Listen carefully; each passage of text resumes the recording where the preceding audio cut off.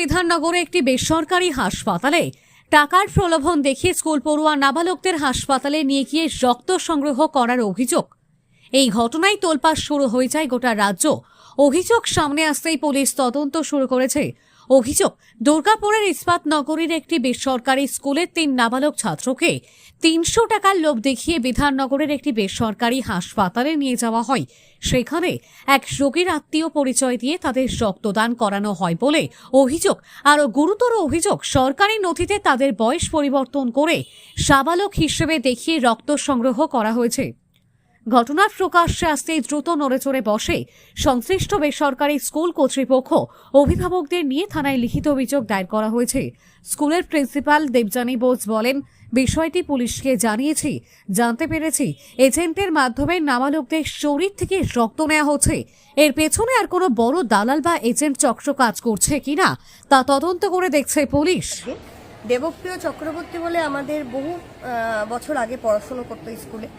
এই বাচ্চাটি আমাদের স্কুলের বিভিন্ন গরিব বাচ্চা, এই স্কুলে কিছু কিছু গরিব বাচ্চা পড়ে, গরিব বাচ্চাদের টাকার প্রলোভন দেখিয়ে ব্লাড ডোনেট করাতে উদ্বুদ্ধ করছে। এবং এই বাচ্চাদের মধ্যে এমনও কিছু বাচ্চা আছে যার বাবা মা খুবই দুস্থ, মানে মারা হয়তো বাড়িতে রান্না করে বাচ্চাকে কষ্ট করে পড়াচ্ছে। সেই সব বাচ্চাকে ও কী করছে, স্কুল থেকে বেরিয়ে গিয়ে একটা মেন রোড আছে এখানে শিবাজি, ওই জায়গায় ধরে ওদের ব্রেন ওয়াশ করাচ্ছে, করে ব্লাড দিতে যাচ্ছে। এবার আমার কথা হচ্ছে, যে হসপিটালেই যাক না কেন তারা তো একবার জানতে চাইবে যে আপনাদের বয়স কত বা তোমাদের বয়স কত, কারণ বাচ্চাদেরকে দেখেই মনে হচ্ছে তারা আন্ডার এজ, সব 13 বছর, 14 বছর, 15 বছর। আমি খুব ভীত সন্ত্রস্ত। আজকে এই কটা বাচ্চা, পরবর্তীকালে তো আরও বাচ্চা হতে পারে। কতগুলি বাচ্চা? আমার এখান থেকে তো 3-4 জন ধরা পড়েছে, ঠিক আছে। এবার আমি যা শুনলাম এত বড় একটা র্যাকেট, আমি যখন আস্তে আস্তে এগোচ্ছি, আমার মনে হয় ইমিডিয়েট যদি প্রশাসনিক মানে এই স্টেপ না নেওয়া হয় তাহলে কিন্তু বিপদে পড়ে যাবে। কারণ দুর্গাপুরের আমার মনে হচ্ছে অনেক স্কুলের বাচ্চা এর মধ্যে জড়িত, কারণ টাকার প্রলোভন যেহেতু আছে না, তার জন্য মনে হয় অনেকেই এর মানে এই প্রলোভনে পড়ে যাচ্ছে। তাদের থেকে কালকে ফোন পেয়েছিলাম, আমাকে কিছু মানে থ্রেটিংয়ের মতোই করা হয়েছিল, আমি ফোনটা কেটে দিই। আমার মনে হচ্ছে এটা বিশাল বড় একটা র্যাকেট। আজকে আমি আমাকে এরকম করছে, তাহলে গার্জিয়ানরা ভয় পাচ্ছে যে আমাদের বাচ্চাদেরকে কিছু করে নেবে না তো ম্যাডাম, আপনারা রক্ষা করুন। আমি প্রশাসন স্তরেও বলছি, আপনাদেরকেও বলছি, প্লিজ বাচ্চাদেরকে রক্ষা করুন।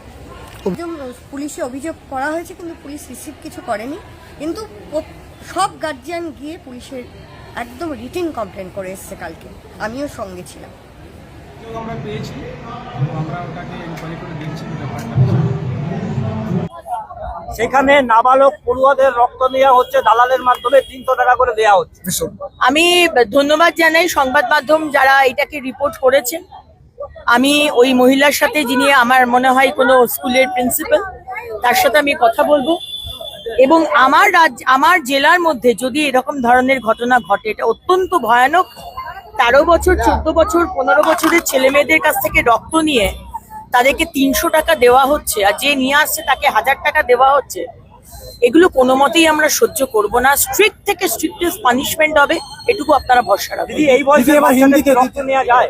কোনোদিন রক্ত নেওয়া যায় না, অ্যাডাল্ট ছাড়া কোনোদিন রক্ত নেওয়া যায় না যতদূর আমি জানি। এবং অ্যাডাল্ট হলেও তার কি অসুখ বিসুখ আছে সেটা দেখে তারপরেই রক্ত দেওয়া যায়। আমার ডায়াবেটিস আছে, আমি কাউকে রক্ত দিতে পারবো না। সুতরাং এগুলো দেখে দেওয়া যায়। ছোটবেলায় কোনো বাচ্চাকেই রক্ত এরকম ভাবে নেওয়া যায় না।